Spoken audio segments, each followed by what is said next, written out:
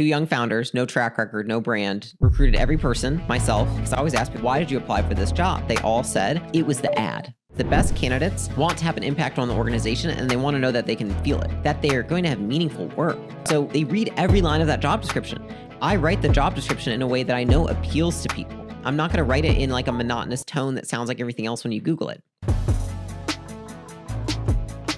You guys are placing all the operators, right? Just to be clear. Yes. So for our portfolio companies, essentially we do the recruiting for the leadership and specialized roles. Yeah. So leadership, which is often somebody comes to us, a lot of people do need like an operator. Mm-hmm. Some founders come in like 2s or 3s. So we have a few of like 3 founders and 2 founders. Those tend to be honestly the best scenarios because there's usually a natural operator in there. But a lot of the ones that come to us, especially when it's a single founder, they need an operator. My vision when we started acquisition.com was that we recruited their leadership teams. Because with our first 2 companies, it was so painful because I would tell them who they need to hire. Here's the JD, here's all that. It would just be the wrong person. Mm-hmm.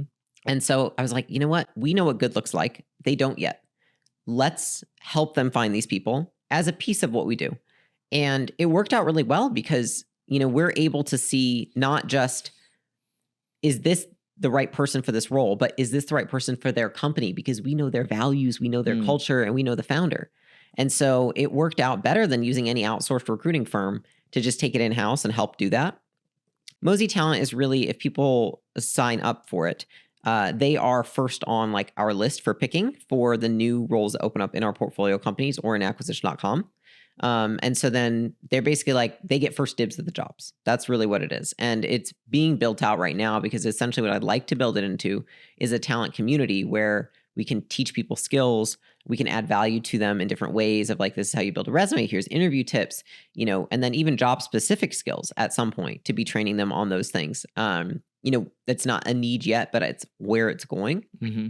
And I think it works out really well because, you know, even if they don't get the job or whatever, like even a lot of them have said going through the interview process alone has been very beneficial for them because we give them feedback. You know what I mean? I love that. And I mean, look, you got you guys' content funnels creates deal flow, but also creates talent flow as well. And you're doing something with that. And that actually brings me to my next point. Actually, my friends, I was like, oh, Leila does this Mozi talent thing. I want to learn more about it. He's like, well, get the macro steps from her on how to build talent pipeline.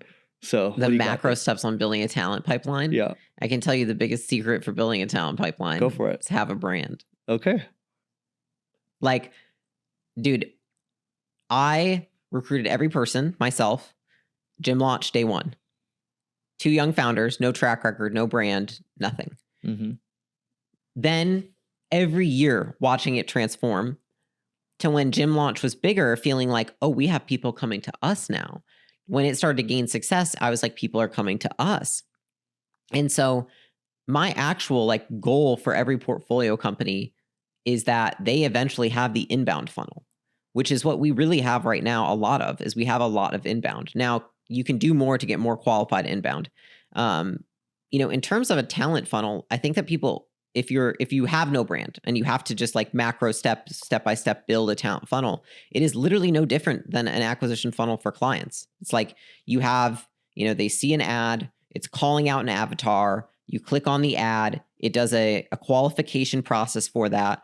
You can set up a time right that like, I just mirror the exact same thing. And I think for me, when I first started building it for Gym Launch, when we had really no brand or following or anything, I just looked at what we were doing for ads and I said, I'm just going to do that for jobs. That's it. Like 1 for 1. Mm-hmm. Even in terms of how intricately I wrote copy. So a fun fact for you is that the one job description I have wrote the most times and tried and hired for the most is an operator. And when I have asked them what caught your eye, because I always ask people, I'm like, why did you apply for this job? And I find really interesting is that they all said it was the ad. And you know who wrote that ad? Me, who's interviewed the most operators. And so it really does, in my opinion, a lot of it comes down to people take all the steps I tell them to, but they forego how thoughtful they are in writing the copy. Like I really pay a lot of attention to the copy, like the headline that catches their attention, the copy below that, and then the job description copy itself.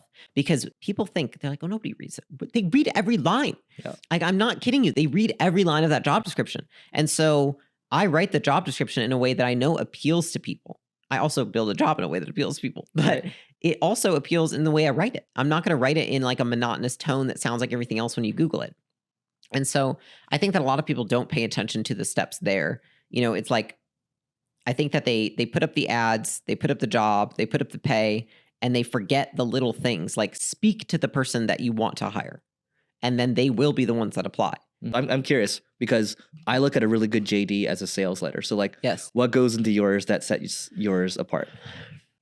I mean, I think that, I'll be honest, at the end of the day, the company is what sets it apart, because it'd be like trying to sell a crappy product. You know what I mean? Like, it's much easier to just sell a good product, which is like, it's much easier to advertise for a good company. Yeah. I always start it off talking about the mission and the values. And I know that sounds like cliche, but This is in the JD. yeah, the top of the JD is always about the mission and the values. Yeah. So when I'm posting a job, the first thing that's there is like, this is the company, this is what we do, this is the mission, and here are our values. If you do not align with those things, then we wish you best of luck. If you do, keep reading. And then I go into the job description. And usually when I think about the job description, when I'm speaking to the person, I'm thinking, what problem does this role solve? And then I speak from that perspective, because I believe that if you speak to the impact somebody's going to have in the organization, that's what's incentivizing for the kind of people I want to work with. The job to be done. Yeah, they want to know like that they're going to have meaningful work. And I'm like, here's what I'm dealing with. Like when I advertised for an executive assistant, I said, I'm working from when I wake up to when I go to bed. My email inbox is never at zero. I can't ever get back to my text messages. People have been waiting on me for weeks for things. Projects are disorganized, slipping through the cracks, and I'm losing my mind, and my husband doesn't have a wife. Can you help me? Yeah.